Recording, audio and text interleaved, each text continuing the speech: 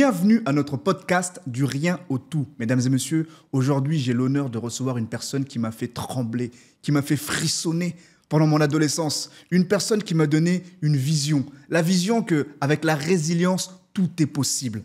Un homme que j'affectionne. Un homme qui a écrit un livre qui s'appelle Mental de fer. Mental de fer quoi? Un homme qui est passé par différents obstacles, mais qui a toujours su se relever. Un mentor. Une personne qui donne de la force aux plus jeunes. Une personne qui nous a fait rêver, qui a fait rêver la France. Mesdames et messieurs, aujourd'hui, j'ai l'honneur de recevoir l'homme que l'on appelle Manu Kay. Ce livre, c'est un livre qui reflète la naissance du collectif, le travail, la sérénité. Il a fallu que ces gens viennent autour pour qu'on construise. Se définir par soi-même, ça prend du temps. Ne change pas ton identité, ne change pas ton caractère. Qu'est-ce que tu laisses derrière en fait? Quel héritage tu laisses derrière? Manu, est-ce que ça va? Ça va, super. Ça va, Yes. merci. Bon, je suis vraiment très, très heureux de te recevoir, Manu. Vraiment. De même, je suis fier d'être ici aussi. Ah, sincèrement, donc, merci d'avoir accepté l'invitation. Aujourd'hui, j'aimerais qu'on puisse parler de l'homme. Ouais. Qui tu es. Tu vois, de comprendre un peu qui est Manu. On connaît ton parcours, ok? Ouais. On sait ce que tu as fait. En tout cas, moi, je sais. D'ailleurs, est-ce que c'est possible, en quelques petites lignes, de te présenter un peu Bien. pour ceux qui ne te connaissent pas? Bien sûr, Manuel Coudray, plus connu sur le nom de Manu Kay, originaire de la banlieue sud, 94, plus précisément Orly, où j'ai vécu 45 ans. Ok. Je suis toujours dans la banlieue sud, 94. Activiste, j'ai commencé le hip-hop dans les années 87 exactement, Ok. pendant 30 ans. Et puis fait une reconversion à partir de 2011 pour devenir entraîneur de basket, qui était ma passion, on va dire, de sportif. Parce que j'aime plusieurs sports, mais le basketball a été vraiment quelque chose qui m'a amené loin.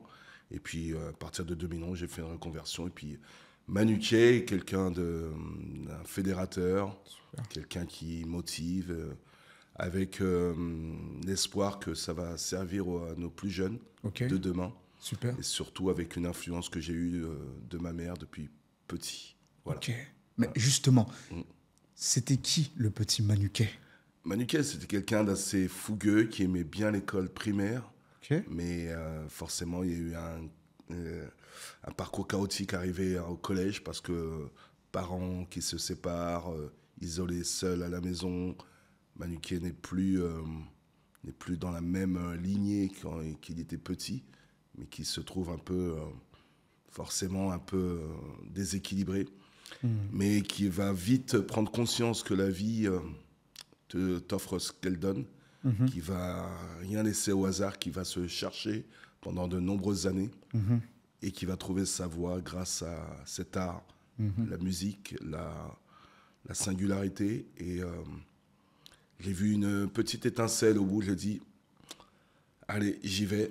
Et puis, par mon propre chemin, avec les gens qui m'ont accompagné, au bout de 10 ans, on a trouvé cette voie, qui est le hip-hop, et à partir de là, on n'a plus rien lâché. C'est intéressant de dire par les gens qui t'ont accompagné. Tu as eu des mentors qui t'ont accompagné? Mon mentor, on va dire que je n'ai pas d'inspiration propre, à part mes grands frères, qui m'ont toujours aidé à avoir une conscience assez équilibrée. Okay. J'avais un père très sévère, et aujourd'hui, je le remercie parce que si on n'avait pas eu des parents sévères à l'époque, peut-être qu'on aurait frôlé la prison ou la mort. Donc j'ai eu un père très sévère, une mère qui a donné tout son amour pour ses enfants, qui a tout légué dans son éducation, savoir dans son comportement, que ce soit dans l'humour, dans l'amour, dans le partage. J'ai tout retenu d'elle. Voilà. Je pense que c'est les plus grandes valeurs qui me définissent. Et finalement, je suis rentré dans le milieu hip-hop sans savoir comment on faisait un disque, savoir comment on allait en studio. Et puis, mon mentor a été DJ Mehdi, paix à son âme, parce qu'on a fait tout ce chemin ensemble. Et c'est lui qui avait on va dire on peut pas appeler ça de vision, il n'y avait pas de vision à l'époque. On pourrait appeler ça un projet, un plan. Voilà, c'était un blueprint où il se disait, on va faire ça comme ça, vas-y Manu, c'est toi qui as les idées, et c'est moi qui a les baguettes, en fait. Moi, j'avais toutes les idées, lui, il avait les baguettes magiques. Voilà. Mais c'est intéressant de dire que DJ Mehdi, c'était ton mentor. Parce que Ouais. généralement, un mentor, c'est quelqu'un qui est un peu plus âgé que nous, qui a un peu plus d'expérience. Ouais.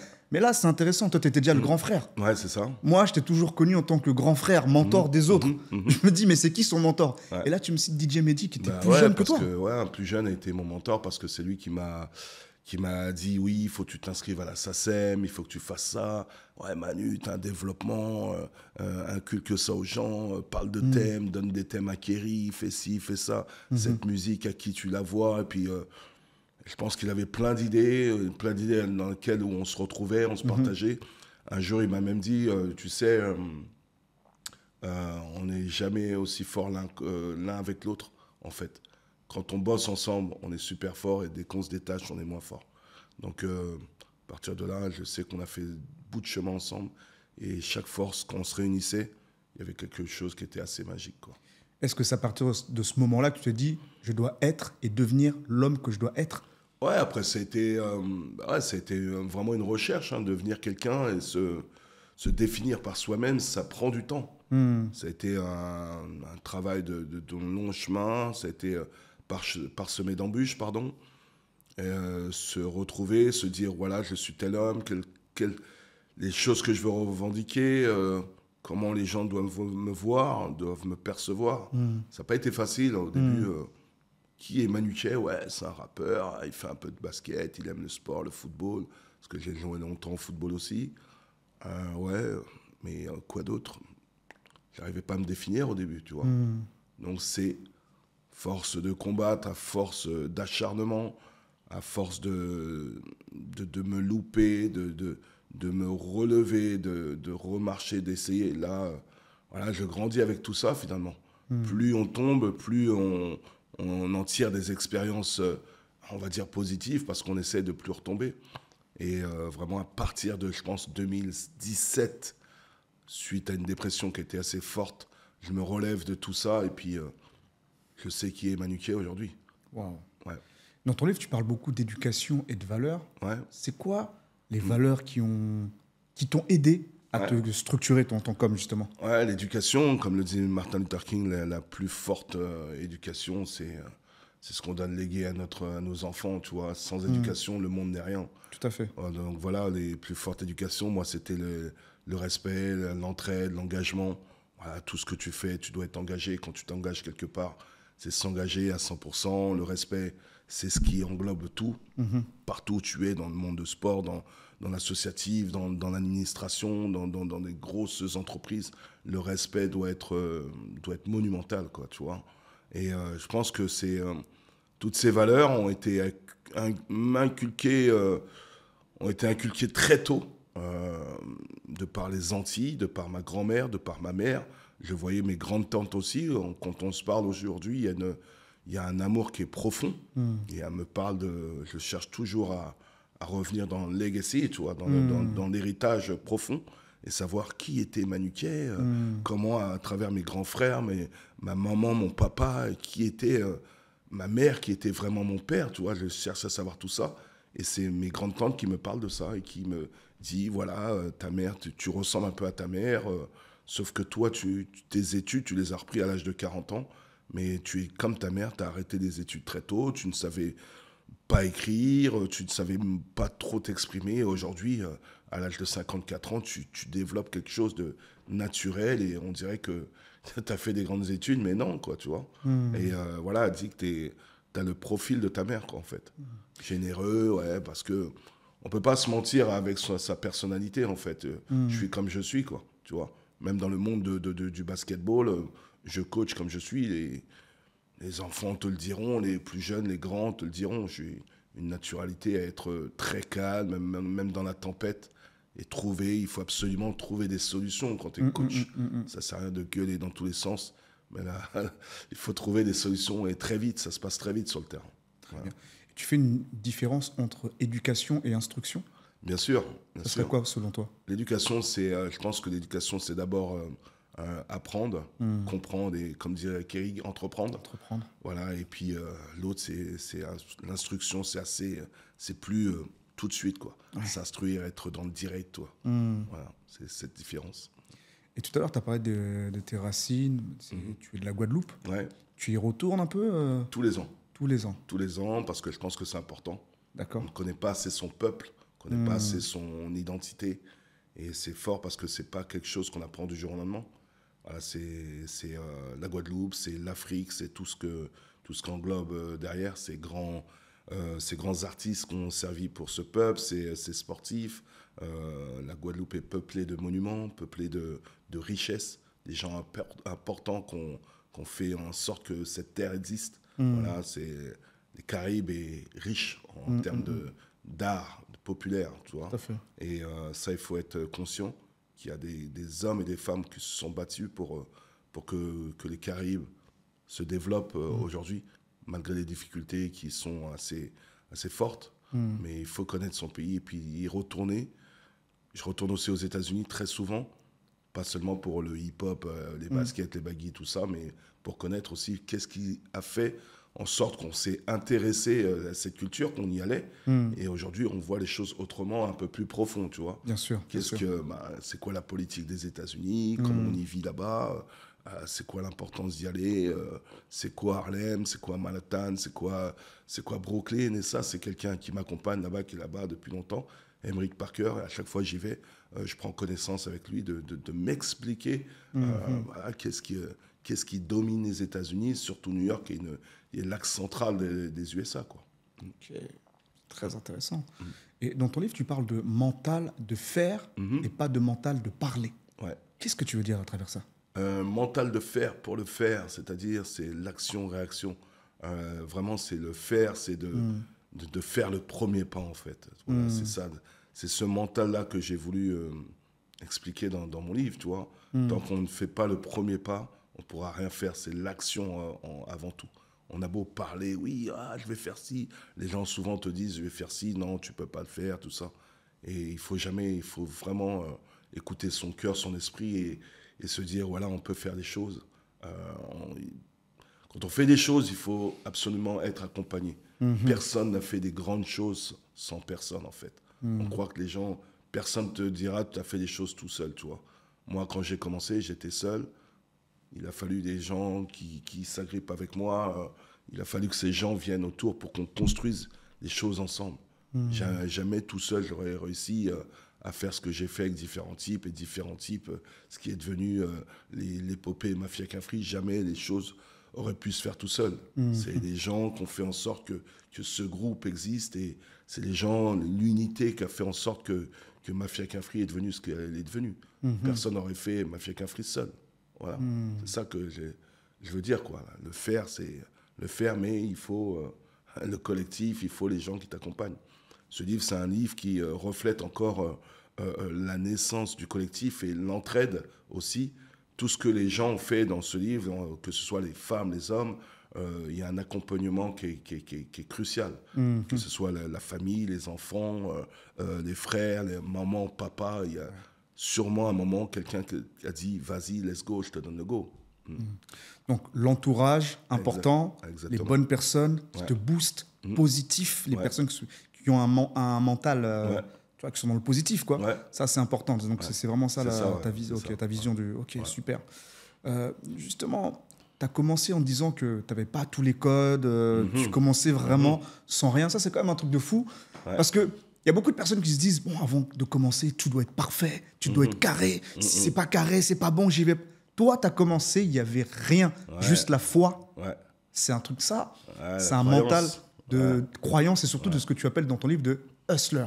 Comme Jay-Z le disait, I'm a hustler baby. C'est ça. Donc, c'est quoi ta vision de ça? Le hustling, faut pas, les gens avant de penser que, je l'explique, je le définis très bien dans le livre, le hustling, c'est quelqu'un qui se bat pour aller chercher ce qu'il veut, en fait. Il y a souvent des gens, des mamans, des papas qui vivent dans un monoparental, ou des mamans qui élèvent 5 gosses, tu vois. C'est ça. Et ces mamans, on croit qu'elles sont là, elles touchent les allocs et qu'elles nourrissent leurs enfants que par ça. Non, il ne faut pas croire. Il y a des mamans qui se battent chaque jour, qui se lèvent très tôt.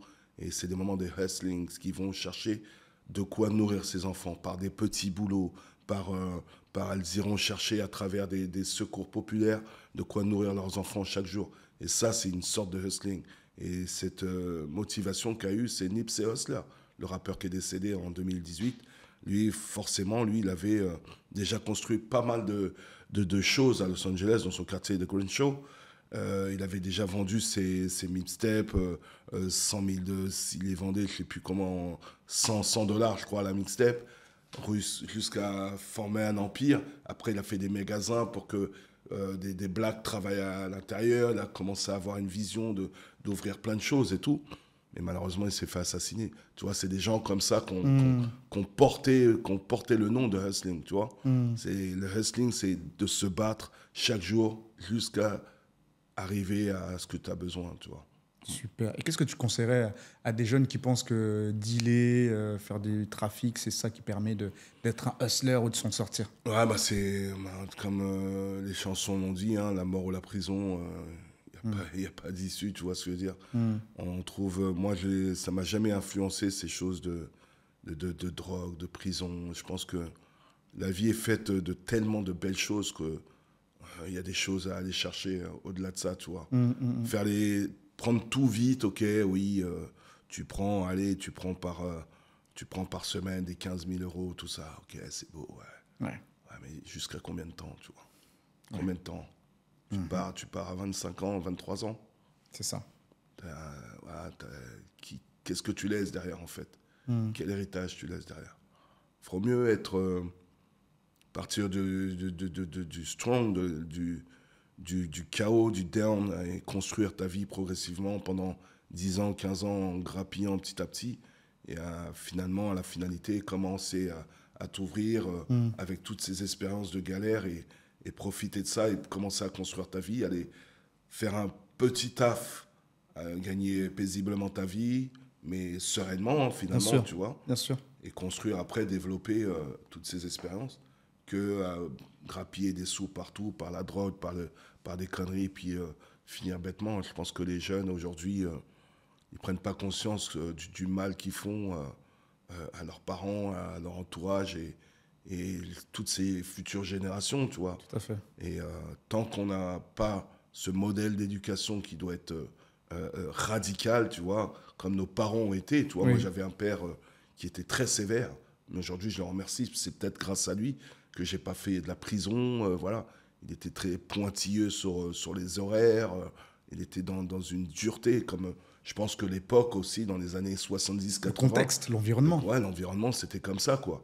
Où eux-mêmes, on s'est servi comme modèle, où eux se battaient pour avoir ce qu'ils voulaient, quoi. Quand ils sont arrivés en France, ils ne sont pas arrivés en France pour faire dodo, quoi. Ils arrivaient en France, ils avaient un travail. Ma mère a permis à ses frères et sœurs de rentrer en France en rassemblant les francs qu'elle avait. Et c'était ça l'enchaînement. Chacun vient en France afin de trouver un travail et puis finalement construire une famille et construisez vos familles. Il n'y avait pas d'histoire de je suis un drug dealer, viens, on fait des trucs. Il n'y avait pas, non, c'était le travail, la sérénité, l'acharnement, c'était comme ça. Je pense qu'on doit être dans le modèle de nos parents et se dire que rien n'est facile. Il faut se battre pour aller chercher ce qu'on veut. C'est ça le modèle hustling, tu vois. Aller chercher, mais dans la droiture, aller chercher. Et, de toute façon, quand on veut les choses, on va les chercher au plus profond. Et une fois qu'on a ce modèle d'éducation, instruire nos enfants, parce que ça va trop vite maintenant. L'enfant, tu le laisses, tu penses qu'il est à l'école. L'enfant, il est à l'école, mais il se passe des trucs de fou, quoi. Tu vois ce que je veux dire? Tout à fait. Sur le chemin de l'école, il peut se passer des choses. À la sortie de l'école, il peut se passer des choses. Au sport, dans le bus, n'importe où. Donc, il faut vraiment avoir une vigilance constante là-dessus. Totalement. Non, c'est intéressant d'entendre, tu sais, la vision aussi des parents, parce qu'on ne s'en rend pas compte. Hein. Les parents issus de l'immigration ou de l'outre-mer et autres, tu vois, toute cette vague qui arrive en France dans les années 70, 80, ça, 90, c'était des hustlers. Ouais. En vrai de vrai. Bien sûr. Parce qu'on parle des rappeurs, tu vois, on parle de Nipsey, de Mandela, qui transcendent leur environnement, mais les darons aussi. Bien sûr, nos darons, un grand migratoire, c'est fait dans C'est un truc de fou, en fait. Dans les années 60, lorsqu'il y avait le rassemblement des grands ensembles, C'est ça. où à Paris, on commence à construire les grands ensembles dans les cités 93, 95, 91, 92, 94. C'est là où on avait besoin de manutention Et nos parents déjà construisaient brique par brique les grands ensembles pour faire en sorte que la population française dorme à travers ces populations, ces bâtiments, tu vois. Et ça, c'était lever 4 heures du matin, travail jusqu'à midi, ça mangeait une baguette avec des sardines, pardon, et ça repartait au boulot jusqu'à 20 heures, tu vois. Et la somme, non, ça comptait pas les sommes, il n'y avait pas des grosses sommes. Ils étaient payés en francs, de quoi subvenir à leurs besoins. Et ça a duré 20, 30, 40 ans, quoi, tu vois. Waouh. Ouais, c'était ça. Des générations un peu sacrifiées indirectement. Ouais, Quoi. c'est ça. Ouais. Donc ouais, pour moi, il y a un rôle en fait aux générations d'après. C'est une mission Ouais. au vu du sacrifice des parents que de ne pas faire n'importe quoi. Ouais. C'est-à-dire à un moment donné, sinon ça a servi à quoi tout ça? C'est comme ça. si on jetait, on insultait la mémoire et le travail des parents. On doit beaucoup de respect à leur sacrifice et au travail qu'ils ont fait pour justement réussir. Notre réussite, c'est les honorer. Ouais, je suis d'accord. Et tous ceux qui ont suivi ce chemin, aujourd'hui, ils réussissent, réussissent parfaitement. Tu vois. Tous ceux qui ont suivi ce chemin, ils le donnent cette éducation à nos enfants. Nous, on est fait pour accompagner nos enfants. Après, on ne va pas les suivre à l'école, partout, au boulot, tu vois. Mais on est fait pour accompagner nos enfants dans la meilleure façon possible, quoi. Tu vois, on a parlé là des parents de Nupsé, de Mandela, qui transcendent leur environnement ou qui ont transcendé leur environnement. Toi, qu'est-ce que tu aimerais représenter aujourd'hui, toi, Manu Kay? Bah, la figure, cette figure sociale du jeune noir qui est issu des quartiers populaires, afro-caribéenne, aussi africaine, on va dire aussi, qui est parti de rien et qui a réussi à emmener tout un mouvement générationnel, que ce soit musique ou que ce soit dans le milieu social et culturel. Pas forcément à la réussite, mais comprendre qu'il y a un chemin à prendre jusqu'à être content, à être libre de toutes ces actions. Voilà. Sans difficulté, forcément, c'est pas possible parce qu'il y aura des hauts et des bas. Ouais. Voilà, on est dans un monde où on vit des montagnes russes. Voilà, on tombe, on se relève, on tombe, on se relève. Et ce que j'ai envie de faire comprendre aux gens, que la vie est faite de plusieurs choses et rien n'est facile. Rien n'est acquis, et puis il faut se battre pour aller chercher les choses qu'on veut finalement, tu vois. Et quand on se bat et on arrive à prendre ces choses-là, et il n'y a rien de plus beau en fait, tu vois. Tu sais, dans ton livre, il y a une partie qui m'a marqué. Ouais. C'est, tu sais, tu dis que tu traversais une période de ta vie, des moments difficiles où tu avais l'impression de faire du surplace. Ouais. Tu vois les autres avancer, toi, il n'y a rien, tu te sens bloqué, stagné. Tu te dis, mais pourquoi ça m'arrive à moi? Mais qu'est-ce que je dois faire? C'est quoi mon but, en fait, sur Terre? Tu vois ça? On se dit ça. Quand j'ai lu ça, je suis passé par là. On est tous passés par là, ou on passe par là. Toi, sérieusement, c'est quoi le conseil que tu pourrais donner aux gens qui passent ce moment où tu as l'impression que tu stagnes, il ne se passe rien, tu te sens nul, vraiment, au fond du trou. Que là, si tu lâches, il n'y a vraiment plus rien, et ça y est, c'est ton rêve, là, il est fini. Et finalement, tu vois, l'image que tu dis, on va essayer de décliner autrement, tu vois, cette espèce de rat ou de souris qui est dans un... la rat race. Ouais, qui est dans un manège, là, qui tourne comme ça, qui tourne sans cesse. Ça m'est arrivé, ça t'est arrivé, comme tu dis. Et je pense que c'est le meilleur exemple quand tu te relèves de ça pour dire, waouh, je reviens de là et plus rien ne peut m'arrêter, tu vois. Et l'exemple, il faut dire que si ça vous arrive ça, pensez qu'il n'y a que vous qui pouvez vous sortir de là. Pas les autres, ils seront là juste pour vous soutenir. Mais la meilleure façon, c'est vous dire que le combat, je vais le mener que par vous-même, tu vois. Et moi, c'est ce qui m'a sorti de tout ça, en fait. J'ai eu un accompagnement d'un ami à moi, qui s'appelle Chris Kamezetti, qui a été d'une exemplarité insoutenable. C'est franchement, s'il n'était pas là, lui, laisse tomber. Et après, c'est à moi de faire mes propres preuves. Moi de me dire, réveille, allez, get it, allez, go, on y va. Et à ce moment-là, quand je me suis dit, allez, pas à pas, je commençais à marcher des routes et des routes à pied, aller-retour en pensant pensant à plus rien, je marchais, j'ai commencé à courir à la salle, je me suis inscrit, je me suis remis au sport et c'est le sport qui m'a sorti de tout ça. Wow. Le sport, le sport, le sport, le sport.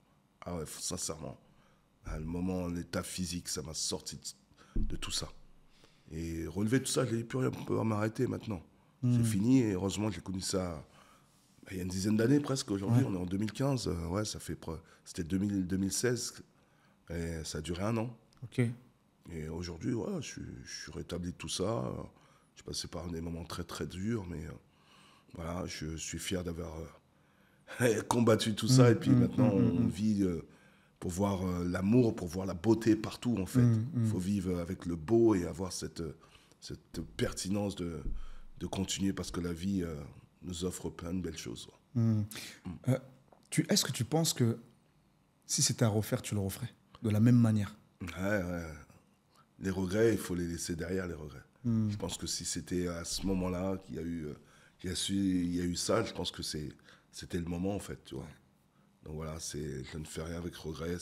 C'est clair qu'il y a des choses qu'on ferait autrement. Mais voilà, c'est fait, c'est fait. Non, c'est intéressant parce que, tu vois, moi, je me suis dit, pendant cette épreuve-là, toi, tu me dis si tu es en phase ou pas, les difficultés que tu traverses, que tu as, c'est aussi par rapport à ce que tu as demandé. Je pense. Ce que tu as demandé, c'est je veux avoir telle ou telle chose, telle vision, tel succès, telle réussite. En fait, on demande des choses, mais quand les difficultés arrivent, on se dit pourquoi ça m'arrive qu'à moi. Ouais. Mais sauf que j'ai l'impression que ces difficultés-là arrivent pour te forger, pour que tu sois capable, que tu aies les épaules nécessaires pour être celui que tu dois être. Exactement. Tant que tu n'es pas passé par ces épreuves-là, tes épaules ne sont pas assez solides. Je suis d'accord avec toi. Donc en fait, c'est ton chemin. Ouais. Il faut l'accepter. Il faut accepter, c'est ça. Malgré les coups durs, les difficultés, il faut l'accepter, c'est ton chemin. Et je pense que ça peut être un message aussi à donner aux gens. Tu sais, hey, la difficulté que tu vis là, les moments où tu pleures, homme, femme, c'est dur. Ça fait mal. Ça fait vraiment mal. Hein. Mais c'est parce que c'est ton moment. Je pense aussi. Je le dis dans Suis ton chemin. Je sais pas, je l'explique une chose comme ça aussi. Et ouais, je suis tout à fait d'accord avec toi. Et c'est quand tu passes par des moments comme ça, et putain, il y a une expérience qui se jaillit de tout ça. Ouais. Et je pense qu'après, c'est rare les choses qui t'atteignent derrière. Moi, depuis ça, je peux te dire que des histoires entre lui, t'as dit, lui, oh là, vos trucs de coquillage, là, laissez-moi là-dedans. Je suis pas là-dedans, moi. Aujourd'hui, j'ai 54 ans, je travaille, je suis encore en études, je suis en train d'étudier encore. Tu vois, je suis comme un jeune étudiant du terrain tous les jours. Et laissez-moi dans les histoires, j'ai envie de vivre, j'ai envie de kiffer, j'ai envie de comprendre... J'ai envie de comprendre plein de choses dans le monde, dans la culture, dans l'art. J'ai envie de m'entretenir avec des gens qui sont assez cultivés, qui ont lutté pour arriver où ils sont. Bien sûr. Et proposer aux gens pour voir. Voilà, je suis là-dedans, moi. Je ne suis plus dans les histoires de zoodoterie, quoi. Bah, tu prends de la hauteur, en fait. Tu prends de la hauteur et du recul. Tu dis, mais est-ce que ça en vaut vraiment la peine? Ouais, c'est ça. Est-ce que vraiment... C'est ça, ouais. En fait, je pense, à un moment donné, tu veux t'entourer avec des gens de qualité. Et je pense que la notion d'entourage dont tu parlais au début de l'interview, c'est vraiment ça, c'est trouver les bonnes personnes avec qui avancer dans les projets, mais pas que dans les projets, même dans la vie, pour la paix du cœur. C'est ça. Tu sais, pour être bien dans ta vie. Ouais. Tu vois des gens que tu aimes, qui sont dans un bel état d'esprit, qui veulent construire, qui veulent avancer. T'es bien. Ouais, les gens qui surtout, sont dans des histoires bêtes, là, mais on va aller où avec ça? Mais surtout avec l'âge. Plus tu prends de l'âge, plus tu prends de l'expérience. Et arrivé à un certain âge, tu ne vas pas retourner dans les coucasseries, en fait. Tu vois ce que je veux dire? J'ai pas le temps de retourner dans des trucs de gaminerie, de hip-hop, de chamaillerie, de t'as gagné, j'ai gagné, t'as perdu, on a perdu. Non, moi j'avance avec... voilà, j'ai tiré d'expérience de tout ça. Il y a des solutions à tout. Finalement, on se trompe partout. Moi, je prends les gens comme ils sont, avec leurs qualités et leurs défauts. Bien sûr. Et si je t'aime, je t'aime. Si je t'aime pas, tu ne traîneras pas avec moi. Je te le dis tout de suite. Donc voilà, mon entourage est très limité, très étroit, mais par contre, je sais qui sont les gens qui sont avec moi. Bien sûr. C'est tout. Juste avant, tu parles de reprise d'études.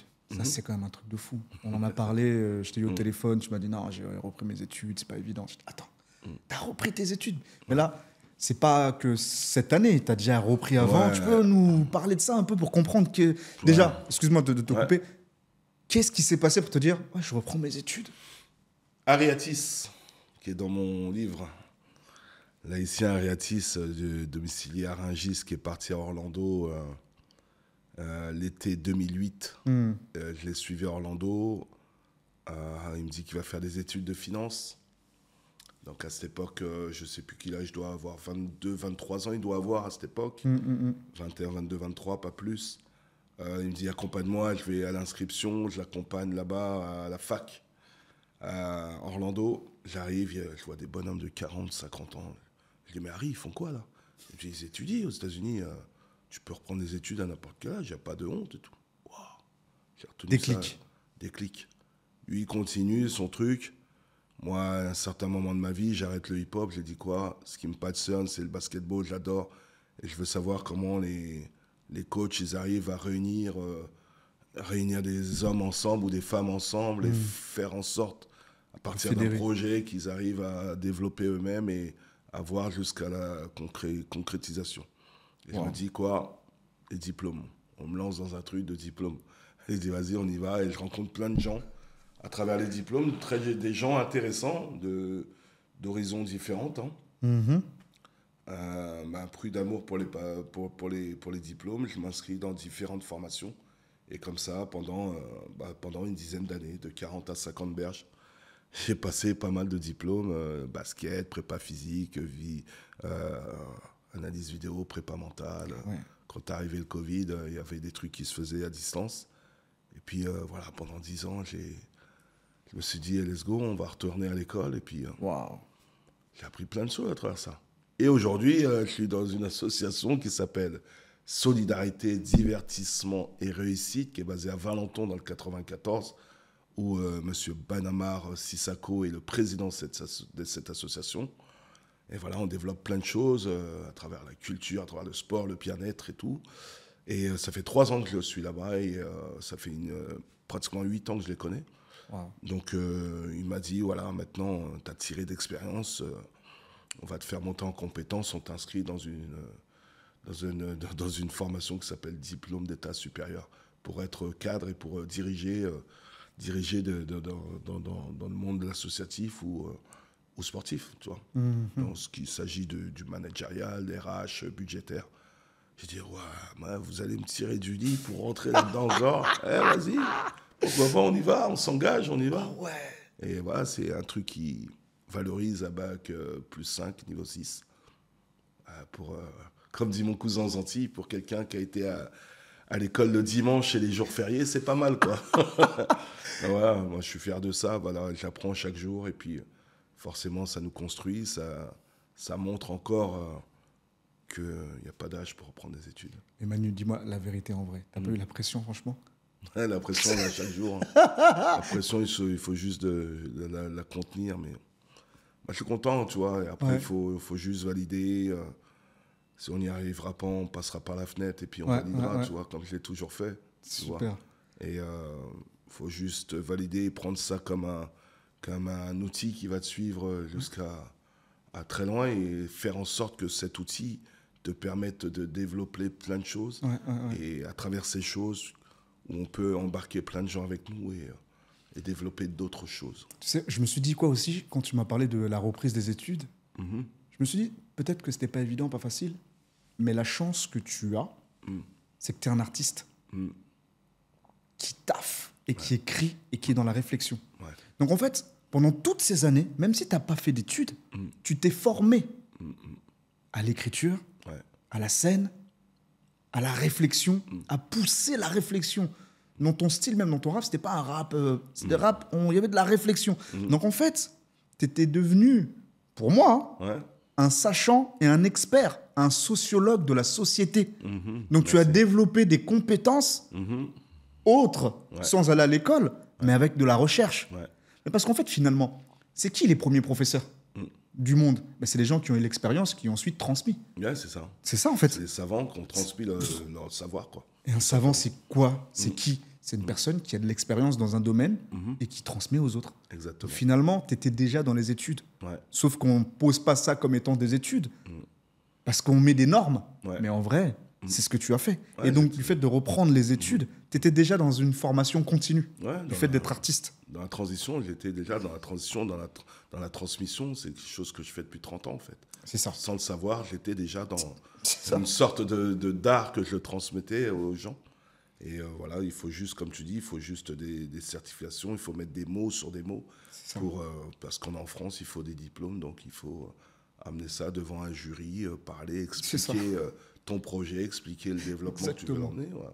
Moi, je suis d'accord avec ça. Et puis après, je vais aller au bout des choses parce qu'il faut expliquer. On va expliquer comment j'ai mené mon projet, qui était finalement quelqu'un qui était dans l'art, qui était poète et qui veut emmener maintenant dans son association à développer ça dans un rayonnement qui n'est pas simplement du 94, mais un peu plus loin, avec un engagement, avec des partenaires, avec des gens qui le suivent, et voilà, qui font sens à ce que l'éducation nous reproche aujourd'hui d'avoir plus de lecture, plus de jeunes qui s'intéressent à la lecture, à l'écriture, à la poésie, à l'oralité. Manu va le faire. Exactement. Ouais. Tu parles beaucoup de poésie, de rigueur, d'excellence, de modèles inspirants. Toi-même, tu es aussi un modèle d'inspiration. Ouais, merci. Ok. À mon sens, en tout cas, sincèrement, tu es un modèle d'inspiration. Et comment tu gères ce rôle aussi vis-à-vis de ceux qui t'écoutent, qui sont plus jeunes, voire même plus âgés? Parce que finalement, je me rends compte, tu sais, en parlant avec toi, même avec des différentes interviews que je peux faire, il n'y a pas d'âge pour apprendre. C'est ça. Donc, tu es une inspiration. Comment tu gères ça et qu'est-ce que tu aimerais transmettre comme message vraiment aux gens qui nous écoutent, tout âge confondu? Moi, je gère ça avec le plaisir. Quand je fais de la formation, quand je suis dans l'étude de former, je prends beaucoup d'enthousiasme déjà, et beaucoup de plaisir, et je prends beaucoup de rigolade. Mais forcément, il y a un moment où il faut travailler. Mais c'est toujours avec du plaisir, de la rigolade. Ceux qui viennent à l'entraînement, on va souffrir à l'entraînement. Mais quand tu viens avec le sourire, tu repars avec le sourire. Parce qu'il y a eu un moment où tu t'es dépensé pour progresser. Mais dans ta progression, il y a eu ce moment-là où il y a eu ce petit moment où c'était dur. Et ce moment-là, il faut retenir que ce moment qui a été dur, c'est le moment où tu as plus progressé finalement. Donc voilà, moi je retiens ça. Moi, ma naturalité fait que je ne changerai pas, mon état d'esprit ne changera pas. Je suis comme je suis. Et puis, je vais essayer d'emmener le maximum de gens avec moi, de mon côté, dans le positif, dans la beauté, dans l'amour profond, quoi. Ça me permet de faire une belle transition. Dans le livre, il y a écrit une phrase qui m'a marqué, c'est ne change pas, aime-toi comme tu es. Ouais. C'est puissant, c'est fort. Ouais, merci. Et tu le dis à qui, toi, cette phrase en premier? Le monde. Du plus petit au plus grand. Ne change pas, aime-toi comme tu es, en fait. Ne change pas pour les autres. Ne change pas ton identité, ne change pas ton caractère. Changer son caractère, c'est très compliqué, quoi. Sois comme tu es, quoi. Et développe tes compétences de la meilleure façon que tu sois. Voilà, ne change pas, quoi. Si on doit te détester parce que tu es comme ça, tant pis. Les gens t'aimeront pour ce que tu es, pour qui tu es, en fait, tu vois. C'est-à-dire être authentique. Exactement. Moi, il y a une chose qui m'a marqué, j'ai regardé le reportage de DJ Medzi, là, et c'était fort de voir, tu sais, aux Victoires de la musique, il n'y avait pas de rappeur qui te représentait. Et quand tu venais avec tout le gros, comme vous étiez là, à Mafia Qu'un Free, et vous commencez à gagner des prix, il y en a qui étaient dégoûtés. Mais qu'est-ce qu'ils foutent là? Mais vous étiez venus avec la voiture, en mode, on est qui on est. Exactement. On s'assume, on se travestit pas, on est qui on est. Et moi, ça m'a mis un impact. Je me suis dit, waouh! En fait, les gars, ils essayaient pas de rentrer dans un moule pour faire genre on rentre dans le système, pour faire plaisir au système, pour qu'il nous valide. Non! On est qui on est. Exactement. Et ça, c'est un truc de ouf, en fait. Ouais. Et j'ai trouvé ça fort. Et le truc le plus fou, c'est que hier, j'étais avec l'association Évry Femmes d'Espoir. Je les big up encore et elles m'ont fait venir pour des entretiens, des échanges et tout. Et elle disait que dans ce même documentaire, il y a un moment où Mehdi me tient par le cou et me dit « On l'a fait, Manu, on l'a fait ». Et ça, c'est fort parce que quand il dit ça, il y a 10 ans derrière. Qu'on est chez Drucker, il me sert comme ça, il y a 10 ans derrière de travail. On l'a fait, c'est pour dire on l'a fait, on a réussi ce qu'on voulait chercher depuis 10 ans quand on est parti de zéro. Aujourd'hui, on l'a fait. Et c'est hier quand même. J'ai dit, mais c'est vrai c'est vrai, quand il me prend le coup, il me dit monte. Et moi, je ne voulais pas monter parce que je ne voulais jamais être au bout de la scène. Ouais, au bout de la scène. Et puis, il me dit on l'a fait, Manu. Et quand j'y repense, putain, il y a 10 ans, on n'avait rien du tout et aujourd'hui, on l'a fait, quoi. C'est fort. C'est puissant. Il n'y a pas de mots pour ça, en fait, tu vois. Quand je te parle de mentor, voilà pourquoi. Voilà les raisons. Waouh. Et si demain, tu devais parler à un jeune de 17 ans qui se cherche, qui pense qu'il n'a aucune chance, tu lui dirais quoi? Comme toujours, hein, fais ce que tu aimes, pense avec le cœur, l'esprit, va au bout des choses, fais les choses pas à pas.